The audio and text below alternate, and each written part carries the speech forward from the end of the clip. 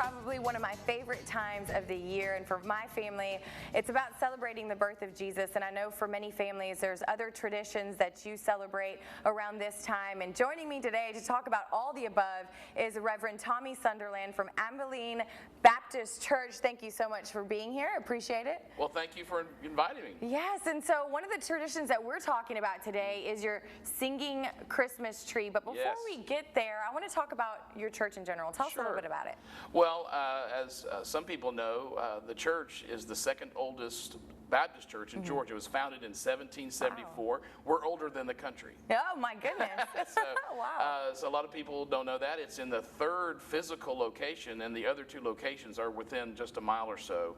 So we've been basically in Martinez Some for rich history over there. 240 years. Wow. And so you guys have been there for a long time. If you want to go visit, it's a beautiful church. Yes. And I actually got to visit. So I'm a member out at Warren Baptist Church, but I was able to come and visit you all.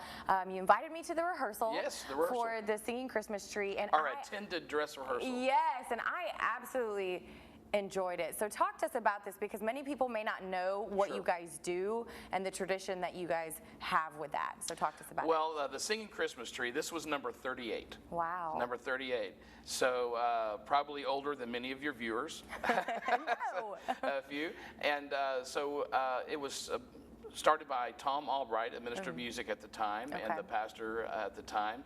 And the first 2 or 3 years, they built it by hand. I mean, they just went to the lumber company and built a structure. They went out in the woods and cut down some trees. And there were, and I was not here then, you know. But cut down some trees to make a tree. They cut down some trees to make a tree.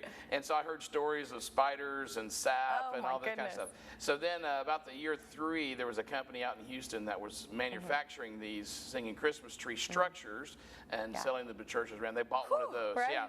So for 35 years, we've used this structure, which was engineered specifically for our church and for the size of our church and everything. Now this is beautiful. We do have some footage that we're going to be showing a little bit later, but it's not just singing, because there's a story within the singing, and I think that is really special. So tell me about it. It changes every year? It changes every year. I was going to tell you, we had a little funny thing happen a few years ago where some senior adult ladies were leaving the program, and one mentioned to the other, I don't know why we come, because the story is the same every year. Oh no.